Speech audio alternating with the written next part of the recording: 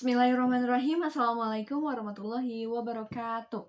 Perkenalkan, nama saya Nur Fadila Dwi Gumelar dengan NIM 19061170 dari Pendidikan Guru Sekolah Dasar kelas 6A. Di sini saya akan mereview salah satu buku yang berjudul Perbandingan Hidup Secara Islam dengan Tradisi Jawa. Ini bentuk bukunya dan ini saya pinjam dari perpustakaan UPI. Buku ini saya review karena saya mendapatkan tema tentang Islam dan kebudayaan, khususnya tentang kebudayaan memelihara tembuni di adat Sunda. Tapi karena memang bukunya sangat sulit untuk ditemukan, jadi saya mengeneralisasikan menjadi tradisi Jawa dengan kehidupan dari sisi pandang Islam itu sendiri. Buku ini ditulis oleh Muhammad Ali dengan terbitan pertama di tahun 1980-an. Jadi buku ini sudah lumayan lama dan juga mungkin ada beberapa hal-hal yang nanti saya sebutkan yang kurang relate dengan tahun ini karena memang ini buku zaman dulu seperti itu. Di buku ini dijelaskan beberapa hal-hal tentang kehidupan yang dijelaskan dari sisi pandang Islam maupun sisi pandang tradisi itu sendiri. Di antaranya ada bersetubuh, hamil, pernikahan, melahirkan, mendidik anak, dan juga hitanan, haid, menikah, perkawinan, meninggal, dan lain sebagainya. Itu sebagian besarnya, tapi nanti mungkin saya akan lebih detail menjelaskan tentang hal yang berkaitan dengan makalah yang setelah saya buat. Kelebihan dari buku ini adalah buku ini sangat ringan untuk dibaca karena memang pembahasannya tidak terlalu padat yang hanya dijelaskan per poin-poinnya saja dan pun perbandingannya pun singkat, padat, dan jelas, tidak bertele-tele. Dan juga pembahasan ini cukup mudah diterima oleh masyarakat awam yang mungkin masih perlu ilmu dari sisi pandang Islamnya maupun dari sisi pandang adat istiadat Jawanya. Tetapi kekurangan dari buku ini karena yang tadi saya sudah sebutkan, buku ini terbitannya tahun 1980 yang dimana mungkin sudah ada perkembangan-perkembangan dari adat-adat Jawanya itu sendiri yang mungkin ada beberapa hal yang sudah tidak relevansi antara sudut pandang dari agama Islamnya maupun dari tradisi adat Jawanya itu sendiri. Baik, di sini saya akan mencoba untuk mereview isi di dalam pembahasan buku ini. Yang pertama itu judulnya adalah tentang bersetubuh. Di sini dijelaskan bahwa bersetubuh di dalam Islam pasti ada tata caranya tersendiri, yang dimana pasangan suami istri harus bersih dari hadas dan juga harus sehat jasmani rohani, dianjurkan untuk sholat 2 rakaat, dan juga dianjurkan untuk berdoa terlebih dahulu supaya diberikan kelancaran dan juga harapan mendapatkan anak yang soleh-solehah.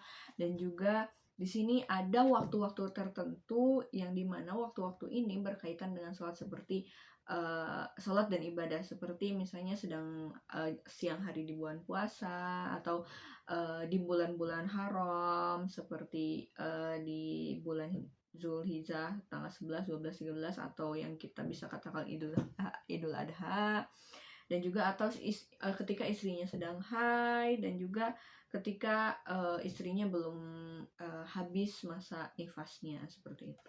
Itu yang saya temukan di sudut pandang Islamnya sendiri. Nah, di sudut pandang tradisinya itu sebenarnya masih sama-sama saja. Ada hal-hal yang tadi sudah disebutkan dari pandangan Islam yang dilakukan juga di adat Jawa. Tetapi memang ada tambahan-tambahan tertentu. Waktu-waktu yang dilarangnya lebih banyak dibandingkan waktu-waktu terlarang yang ada di pandangan Islam, yaitu seperti pada malam hari Rabu atau Rabu siang, pada hari malam Sabtu atau Sabtu siang, dan juga hari malam Minggu siang, dan tiap tanggal-tanggal tertentu yang dimana jika hal-hal itu dilakukan menurut tradisi Jawa itu akan mengakibatkan anaknya menjadi sifat yang buruk, pembohong, pembangkang, dan lain sebagainya, seperti itu. Baik, kita ke pembahasan berikutnya yaitu di fasa di masa hamil. Nah, di pandangan Islam sendiri sebenarnya tidak terlalu dirincikan apa-apa saja hal yang harus dilakukan oleh seseorang yang sedang hamil. Tetapi memang ada anjuran-anjuran ibadah-ibadah tertentu yang lebih bagus dilaksanakan ketika hamil karena itu bisa berbuah baik untuk anaknya nanti, seperti mengerjakan hal-hal baik, meninggalkan hal-hal buruk seperti berzina, bergibah, dan dosa-dosa yang lainnya, mengamalkan amalan-amalan seperti mengaji, lebih banyak mengaji, dan juga lebih banyak beribadah seperti sholat, ataupun memperdengarkan janin, ayat-ayat Al-Quran, dan sebagainya. Sebenarnya tuntutan untuk ibu hamil dari pandangan Islam sendiri itu mempersiapkan diri lahir batin harta benda untuk kehidupan bayi itu kelak, supaya bayi itu makmur, sejahtera, dan mendapatkan kasih sayang orang tua dan juga bimbingan keagamaan yang cukup dari orang tuanya. Tapi di dalam sisi pandang tradisi adat Jawa, ini sangat banyak dilakukan hal-hal yang harus dilakukan ketika sedang hamil, seperti hamil ketika 3 bulan harus melakukan apa, hamil 4 bulan harus melakukan apa, dan biasanya memang ketika hamil 4 bulan itu ada juga di dalam sisi pandang Islam, tetapi itu hanya untuk rasa syukur orang hamil itu karena sudah diberikan kepercayaan kan ketika 4 bulan itu ditiupkanlah roh dan sebagainya macam gitu. Nah, ini yang menarik karena berkaitan dengan makalah yang saya buat kemarin, yaitu tentang melahirkan.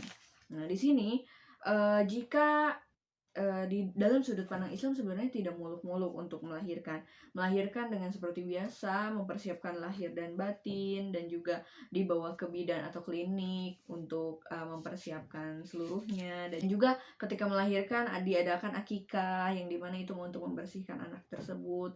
Biasanya terjadi di dalam kurun waktu 7 hari, ataupun jika tidak mampu dalam 7 hari bisa di dalam kelipatan 7 hari seperti 14 hari, 21 hari, dan sebagainya.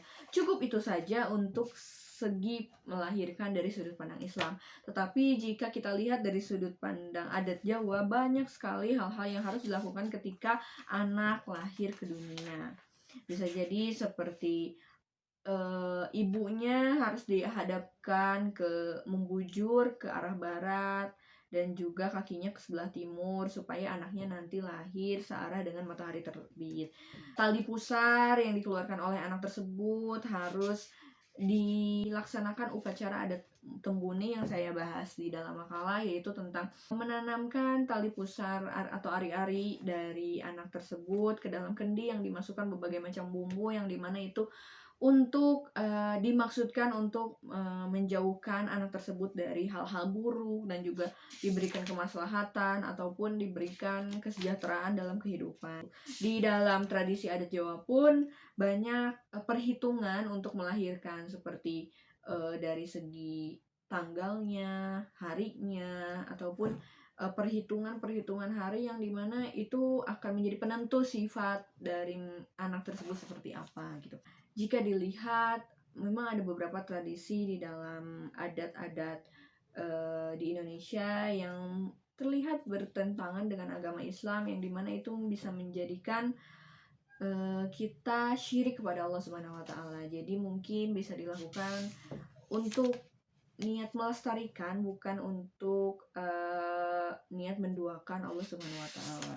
Dan di sini juga disebutkan bab untuk mendidik anak. Sebenarnya mendidik anak sudah banyak di dalam Quran, di dalam hadis. Rasulullah juga mengatakan bagaimana tata cara mendidik anak. Apalagi yang sangat sering terdengar adalah ketika kita harus ada ahli yang mengatakan bahwa didiklah anakmu sesuai dengan zamannya dan lain sebagainya. Itu sangat sudah banyak terjadi dan sudah banyak dilestarikan hal-hal dari sudut pandang agama tersebut. Tapi tidak menutup kemungkinan dari tradisi-tradisi Jawanya pun masih ada hal yang dilestarikan untuk mendidik anak ini.